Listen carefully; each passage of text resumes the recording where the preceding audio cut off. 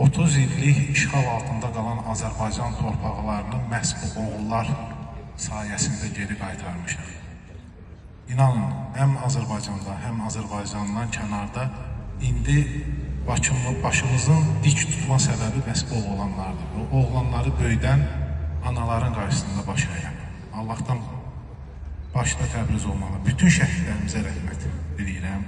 Allah onların analarına səbir versin. Bu sözü demək rahatdır. Amma bir-iki gün öncə biz Mingəçevir Dövlət Universitetində 2 şəhid övladını itirən anamız da buradadır. İl dönümünü keçirdik. Yəni, nə qədər desək də, nə qədər təsəlli versək də azdır. Ona görə Mingəçevir qəhrəmanlar şəhəri olan Mingəçevir şəhərində əbədiyyətə qovuşan bütün şəhidlərimizə rəhmət diləyirəm. Allah rəhmət eləsin. Şəhadətinin 5 il, bir də cənnətdəki doğum gününün 25 il dönəmi olduğu üçün yığılmışıq bura.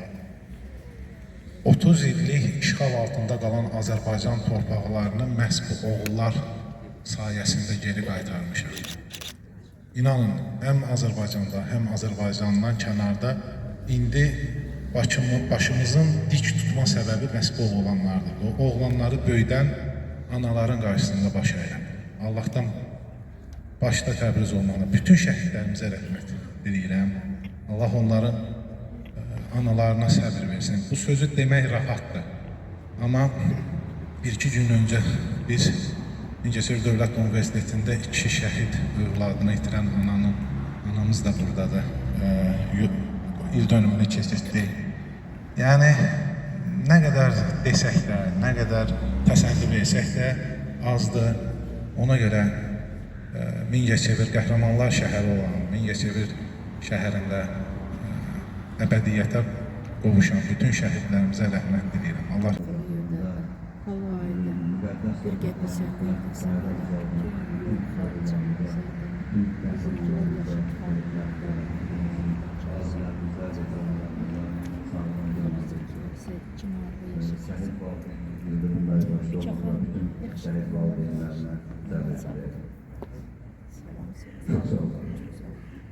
Allah razı olsun.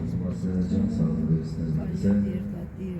Bir gencin, bir şahirin yetişmesi için temsil. Allah'ın onlara vermiş olduğu şehitlik zirvesidir. Bəli, onlar Qarabağa aldılar, geri dönmədilər. Ancaq bir şeyi unutmayalım. Baxın, onlar bayraq oldular, enmədilər. Güneş oldular, sönmədilər. Ən əsası şəhid oldular, ölmədilər. Nə böyük zirvə. Allah səbir versin. Quran oxumaq üçün Mingəçevir Havarlı kənd məscid imamı bizim Hüseyin qardaş və bizim qəbilə imamı Elgün qardaşımıza verib. Buyurun.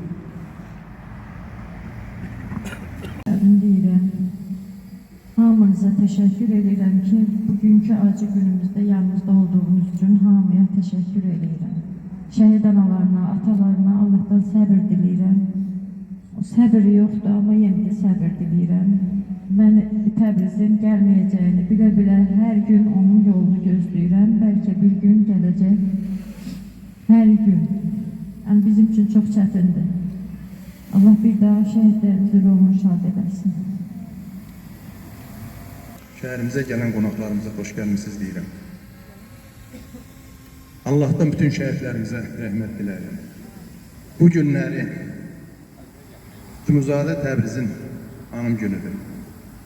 Təbriz 2000-ci ildə Oğuz rayonunun Xaçmaz kəndindən anadan olub. Sonra valideynlərinin Mingəçevir şəhərinə gəlişi ilə əlaqədar Mingəçevir şəhərində böyüyüb. O gənclik illərini Mingəçevir şəhərində keçirib. 2 nömrəli orta məktəbdə orta təhsilini başa vurub.